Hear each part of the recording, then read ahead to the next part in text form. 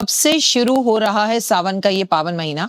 तो ये शुरू हो रहा है 30 जुलाई से और ये खत्म हो रहा है 28 अगस्त को। ये शुरू हो रहा है गुरुवार को और ये संपूर्ण हो रहा है रक्षाबंधन वाले दिन, जिस दिन रक्षाबंधन और पूर्णिमा है सावन की, और ये शुक्रवार को संपूर्ण होगा। लोग ना कोई चीज माने ना माने, ये बड़ी चमत्कारी बात मैं आपको बता रही हूँ, सावन लोग बहुत मानते हैं।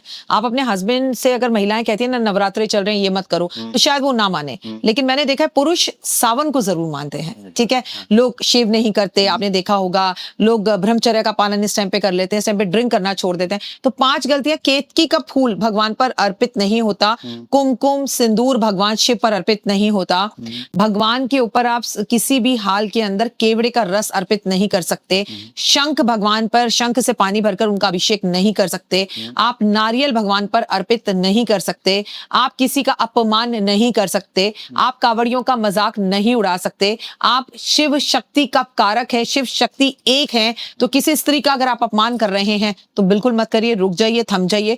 चाहे वो आपकी माँ हो, चाहे आपकी पत्नी हो, चाहे आपके घर में काम करने वाली कोई मेड हो, चाहे आपकी हाउस हेल्प हो, चाहे आपके ऑफिस में काम करने वाली कुलीग्स हो। चतुर्मास क्या होता है? जब 4 महीने के लिए भगवान विष्णु जो है वो सोने चले जाते हैं। ठीक है मेरा बच्चा, तब जब भगवान विष्णु सोने के लिए 4 महीने के लिए जाते हैं तो अलग अलग भगवान 4 महीने तक इस सृष्टि को चलाते हैं, इस मृत्यु लोक को चलाते हैं। सबसे पहले महादेव का समय आता है, तो महादेव की पूजा आराधना अर्चना से आपको बहुत ज्यादा फल मिलता है।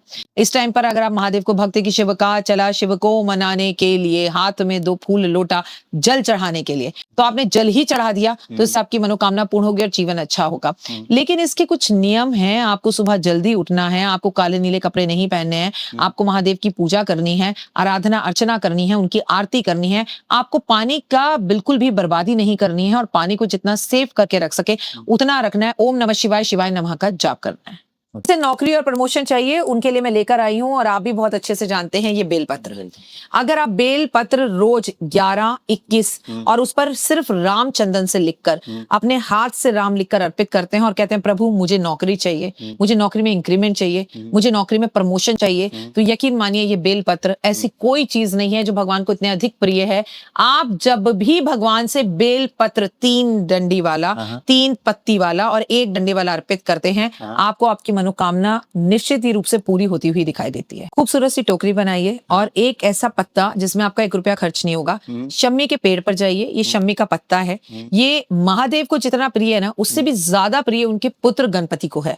और गणपति आपके जीवन में आ रहे विघ्नों को दूर करते हैं, कर्जा उतरते उतरते रह जाता है, लॉटरी लगते लगते रह जाती है, इंक्रीमेंट होते होते रह जाता है। इस शम्मी के पत्ते को आपको पूरी तरह से बेटा सिंदूर में लाल करना है। सिंदूर कौन सा? ऑरेंज वाला सिंदूर, और ओम गण गणपते नमः करके गणपति जी को अर्पित करना है। आप यकीन मानिए कर्जा चुटकी बजाकर उतरेगा। देखिए विवाह जब भी करें, पसंद हो तो करें, केतन और चेतन जैसी कहानी बिल्कुल ना हो, सिया जैसी कहानी ना हो। अगर आपको लड़का या लड़की पसंद नहीं है तो माता पिता से खुलकर कहें। अगर हम सामाजिक तौर पर एक पॉडकास्ट में बैठे हैं तो एक सोशल मैसेज देना भी हमारा फर्ज है। अगर आपका विवाह नहीं हो रहा तो उसके लिए भी शिव और पार्वती की लव स्टोरी सबसे खूबसूरत है। ये बहुत खूबसूरत फूल है, इन्हें महिलाएं गजरे में लगाती हैं और ये आपकी जीवन के अंदर से एंजाइटी, अकेलापन, मूड स्विंग्स और ओवर थिंकिंग को कंट्रोल करता है और आपके अकेलेपन को दूर करता है।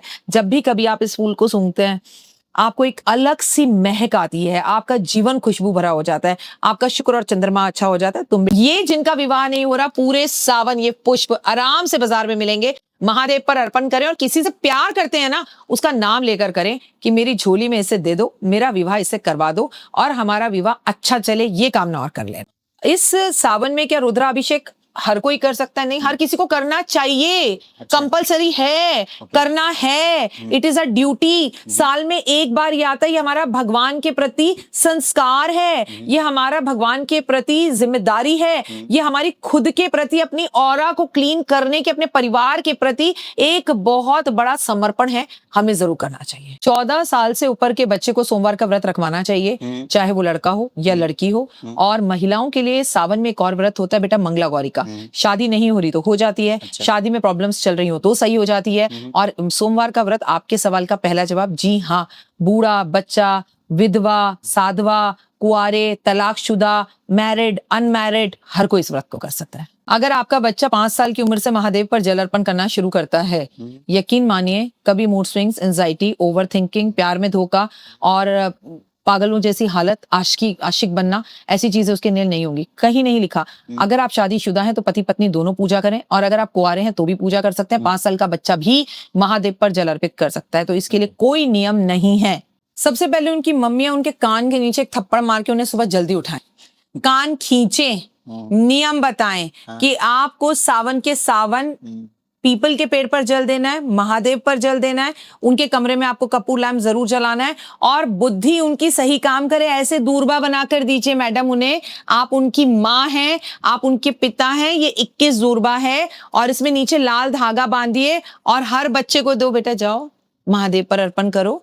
बुद्धि मिलेगी, शक्ति मिलेगी, ताकत मिलेगी, और वाणी अच्छी मिलेगी। और गणपति जी पे भी अर्पण करो, तो जीवन में आ रहे सभी विघ्न दूर होंगे, और इन सब में आपका कोई पैसा नहीं लगेगा, बस भाव लगेगा।